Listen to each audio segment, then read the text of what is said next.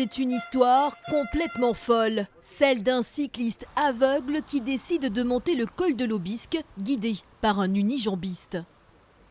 5 mètres, maintenant. Droite, droite.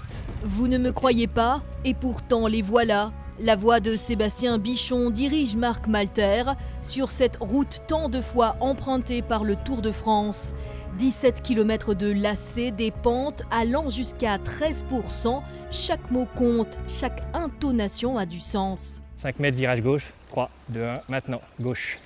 Faut être hyper concentré quand même. Ouais. Et non, j'ai cette chance de pouvoir gérer le stress. Je sens même le sien et du coup j'arrive à poser les choses pour que tout fonctionne bien.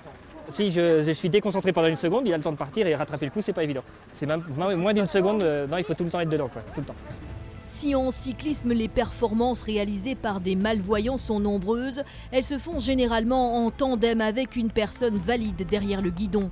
Ici, rien de tel. Le défi est de taille et il faudra 2 heures à Marc et Sébastien pour arriver en haut du col, à 1709 mètres d'altitude, fatigués mais heureux.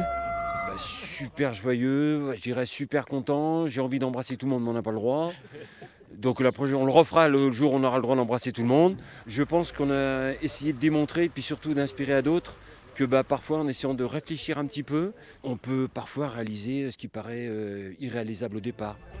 Un exploit sportif et humain que ces deux fous du guidon espèrent voir inscrit dans le livre des records.